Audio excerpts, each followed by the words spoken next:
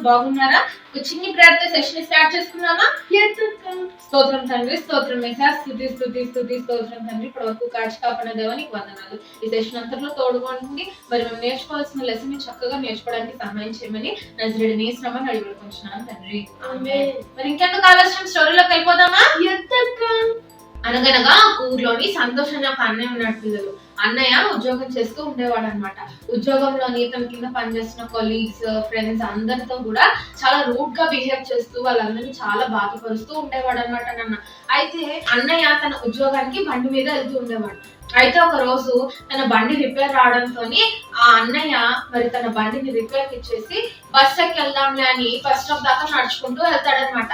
అలాగ ఒక చోట రోడ్ క్రాస్ చేయాల్సి వస్తున్నప్పుడు ఒక పెద్ద ట్రక్ చాలా స్పీడ్ గా మరి అక్కడ అదే రోడ్డు మీద రావడంతో అన్నయ్య మరి హెడ్ ఫోన్స్ పెట్టుకొని ఫోన్ లో ఏదో చూస్తూ ఉన్నాడని చెప్పాను కదా. అన్నయ్య ఏం పట్టించుకోవట్లేదు.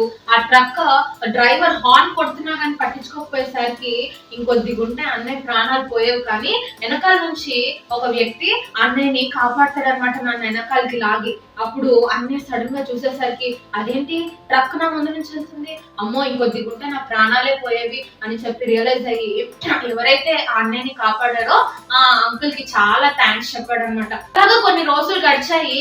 ఒక రోజు తన ఫ్రెండ్ బర్త్డే పార్టీకి వెళ్తాడనమాట అన్నయ్య. అక్కడ మంచిగా ఎంజాయ్ చేశారు. అప్పటిదాకా అంతా బాగానే ఉంది కానీ సడన్ గా తనకి తన ఫ్రెండ్ కి మధ్యలోని ఒక చాలా పెద్ద గొడవ వేసేయండి. ఇంకా వాళ్ళిద్దరు అలా కొట్లాడుకుంటున్నారు, చాలా కోపంగా వాదించుకుంటున్నారు, మాట్లాడుకుంటున్నారు. అలా కొట్లాటలు అయిపోయాయి.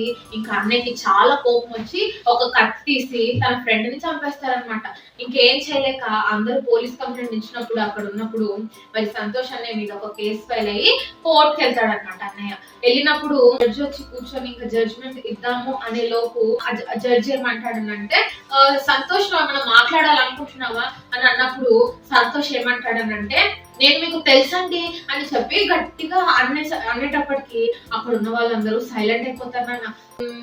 నువ్వు నాకెలా తెలుసు అని చెప్పి ఆ లాయర్ కూడా చాలాసేపు సందేహపడతాడు, చాలాసేపు ఆలోచిస్తాడు. కానీ అయ్యో తెలియదు బాబు అని అన్నప్పుడు లేదు లేదు ఆ రోజు ట్రక్ నన్ను ఢీకొనాల్సింది, నేను చచ్చిపోయి ఉండేవాడిని కానీ మీరు నన్ను రక్షించారు, మీకు గుర్తున్నానంటే మీరా అవును అన్నంటే ఆ రోజు రక్షించినట్టు ఈ రోజు కూడా రక్షించండి జడ్జి గారు ప్లీజ్ అని అంటే జడ్జి గారు ఏమంటారంటే ఈ రోజు ఇది నా డ్యూటీ, ఆ రోజు నేను కాపాడాను కానీ నా డ్యూటీలో నేను చేయవలసింది మాత్రమే నేను చేయాలి అని చెప్పి అన్నయ్య చేసిన తప్పుని బట్టి అన్నయ్యకి శిక్షను విధిస్తారు నాన్న.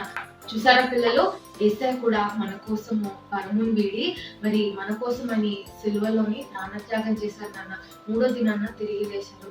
ఈ రోజు యేసయ్య మాత్రమే మన పాపాల నుంచి మనల్ని రక్షింపగలడు. ఈ రోజు ఆ యేసయ్యని మనం అంగీకరించకుండా ఇంకా మనం మన పాప జీవితంలోనే మనకి ఇష్టం వచ్చినట్టు ఆ పాపం చేస్తూనే కనుక మనం ఉంటే ఒక రోజు వస్తుంది ఆ తీర్పు దినాన మనం ఖచ్చితంగా రక్షింపబడతాం. కానీ అదే మనకి ఇచ్చిన సమయంలోనే దేవుని మనం అంగీకరించి మరి మన తప్పులు ఒప్పుకొని మన పాపాన్ని మనం విడిచిపెట్టి దేవుడితో పాటు మనం నడిస్తే ఆ రోజు ఆ తీర్పు దినాన్న మనకి ఎలాంటి శిక్ష విధి ఉండదు. కాబట్టి ఈ రోజు ఒక చిన్ని ప్రేయర్ చేసుకుందామా?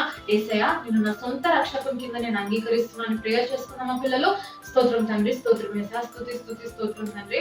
దేవ నిజమే ప్రభా, మరి స్టోరీ ద్వారా ఒక చక్కటి లెసన్ ని నేర్పించాము.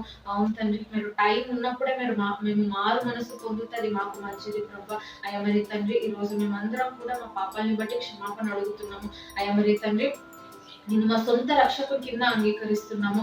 దేవా ఈ రోజు నుంచి మాకు తోడు ఉండి నడిపించి బలపరచమని ప్రతి ఒక్క బిడ్డని ప్రత్యేకంగా దీవించి అయ్యా మరి ఆశీర్వదించమని నజరేయుడైన యేసునామమున అడిగి వేడుకుంటున్నాను తండ్రి. ఆమేన్. మరి నెక్స్ట్ వీక్ కలుసుకుందాం. అందరికీ ఉంటాను. బాయ్.